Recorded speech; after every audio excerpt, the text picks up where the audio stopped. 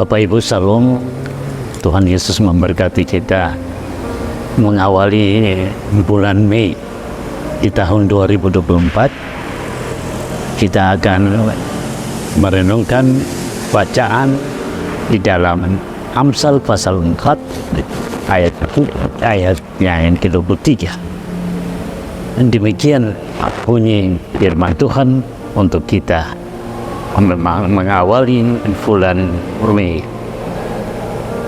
Saya baca untuk kita semua, yaitu dalam Amsal pasal 4 ayat 23. Tapi sebelum kita membaca, mari kita berdoa.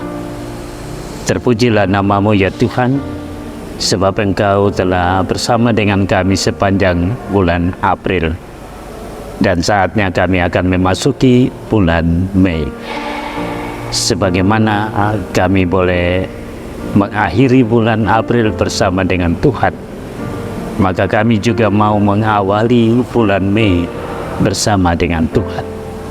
Karena kami percaya bahwa Tuhan yang kami sembah adalah Tuhan yang Immanuel, Allah yang menyertai kami. Karena itu pimpinlah kami dalam mengawali bulan Mei. Biarlah firman Tuhan yang kami baca, kami dengar, terus menjadi pedoman kami dalam hidup kami sepanjang bulan Mei. Di dalam nama Tuhan Yesus kami mohon. Amin. Amsal pasal 4 ayat 23 katakan, jagalah hatimu dengan segala kewaspadaan, karena dari situlah terpancar kehidupan. Sekali lagi saya ulangi, Amsal pasal 4 ayat 23 katakan, jagalah hatimu dengan segala kewaspadaan, karena dari situlah terpancar kehidupan. Bapak, Ibu, Saudara-saudara jemaat yang dikasihi dalam Yesus Kristus, mengapa Amsal menasihati kita supaya kita menjaga hati? Karena hati adalah pusat pengendalian dalam sikap. Hati adalah pusat yang mengkomandoi dalam sikap. Karena dalam hatilah keluar instruksi yang biasa kita jalani. Hati adalah saripati manusia. Dia mencerminkan siapa kita sesungguhnya. Dari hati yang baik keluar perbuatan yang baik. Dari hati yang buruk keluar juga perbuatan yang buruk. Nah, jadi hati mencerminkan siapa kita sesungguhnya. Hati tidak berbohong, namun hati dapat memerintahkan kita berbohong. Karena itu kalau kita baca dalam Matius pasal 15 ayat 18, di situ katakan, tetapi apa yang keluar dari mulut berasal dari hati, dan itulah yang menajiskan orang. Karena di dalam hati timbul segala pikiran jahat. Di dalam hati timbul segala hal-hal yang buruk, pembunuhan, keserakahan, kejahatan, kelicikan, dan lain sebagainya. Jadi dari hati yang buruk keluar perbuatan yang jahat. Tapi dari hati yang baik keluar perbuatan hati yang baik. Sebagai contoh, kalau kita baca dalam 1 Samuel pasal 16 ayat 6-7, ketika Tuhan menyuruh Elia untuk datang di tengah-tengah keluarga Isai, lalu ketika Elia melihat Eliab, Elia tertarik kepadanya karena Eliab seorang yang punya perawakan yang tinggi, parasnya gandeng, dan itu membuat Elia tertarik kepada Eliab. Tapi Tuhan berfirman kepada Samuel, janganlah pandang parasnya atau perawakan yang tinggi, sebab aku telah menolaknya. Bukan yang dilihat manusia yang dilihat Allah. Manusia melihat apa yang di depan mata, tetapi Tuhan melihat hati. Di sini Tuhan memberitahu kepada Samuel bahwa Tuhan melihat sampai kedalaman hati, dan dia tahu siapa Eliab. Karena itu dia tidak memilih Eliab, tetapi Daudlah yang dipilih Allah. Sebab Daud seorang yang punya perawakan yang baik hati. Dia adalah orang yang selalu memuji, dan dia memuliakan Tuhan. Dan itulah yang membuat Daud dipilih oleh Allah. Nah, persekutuan yang dikasih dalam Yesus Kristus. Karena itu Amsal mau katakan kepada kita, jagalah hatimu dengan segala kewaspadaan, karena dari situlah terpancar kehidupan. Di mana Amsal mau menasihati kita bahwa hati itu adalah sesuatu yang penting dalam tubuh kita manusia.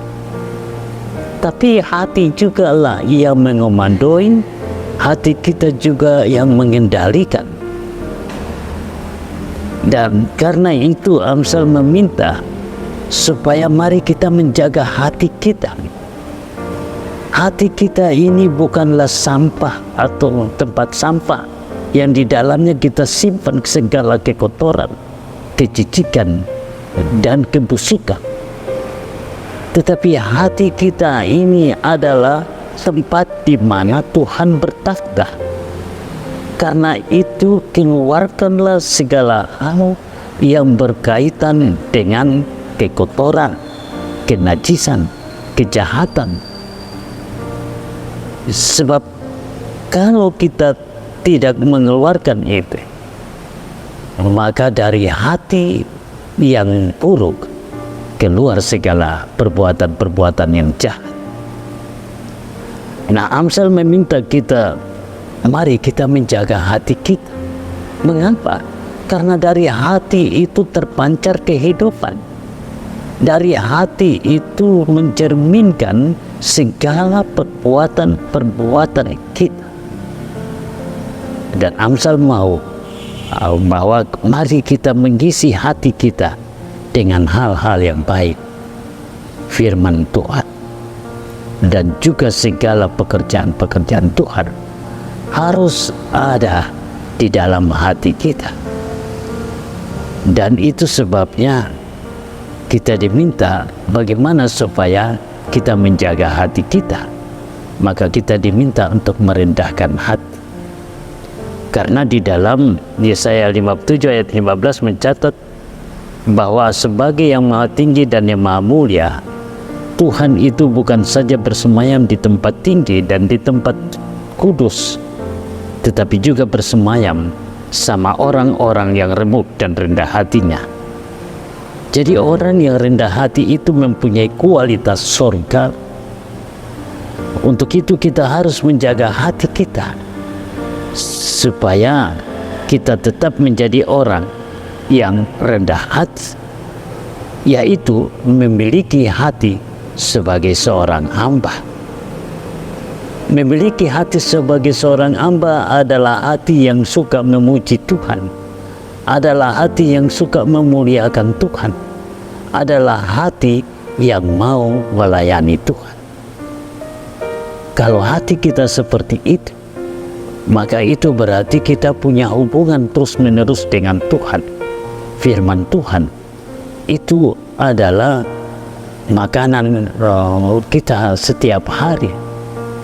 Nah, karena itu memasuki bulan Mei ini, kita diminta untuk mari kita membuka hati kita untuk Tuhan. Mari kita menjaga hati kita dari hal-hal yang jahat. Lebih khusus menjaga hati kita supaya tidak sombong, karena kesombongan ini mencerminkan ketinggian hati manusia. Dan orang yang tinggi hati, dia tidak mempunyai hubungan atau hubungan dengan sesamanya, itu terjadi suatu hubungan di mana kesombongan. Nah, kesombongan itu adalah dosa pertama yang terjadi karena dilakukan oleh iblis, dan juga kesombongan inilah yang ditransferkan iblis kepada manusia. Dan kesombongan ini adalah ia membuat manusia itu memberontak terhadap Allah.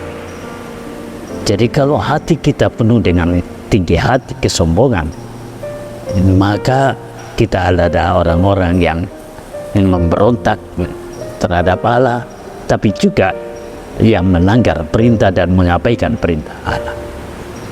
Tetapi kalau hati yang penuh dengan kerendahan, maka kita mau menempati diri kita di dalam pekerjaan Tuhan, dan disitulah yang menuntun kita untuk hidup di dalam kekekalan. Karena itu, memasuki bulan Mei, mari kita menjaga hati kita. Kita tidak tahu apa yang terjadi di sepanjang bulan Mei, apalagi kita sendiri mengalami pergumulan dengan anak-anak kita yang sebentar akan menyelesaikan. Mereka yang ujian sudah selesai, mereka akan juga bilang. Karena itu, mari kita mempunyai hati yang selalu bersyukur. Hati yang bersyukur itu berarti hati yang terus berserah kepada Tuhan, sehingga dia tidak pikir hal-hal lain, karena dia tahu nanti Tuhan akan sediakan. Nah, selamat memasuki bulan Mei, dan mari kita menjaga hati kita, sebab dari hati kita terpancar kehidupan kita. Mari kita berdoa. Tuhan, kami bersyukur karena Engkau Allah yang telah menuntun kami supaya kami boleh menjalani hidup di bulan Mei dengan terus menjaga hati, sebab dari hati yang baik keluar perbuatan-perbuatan yang baik.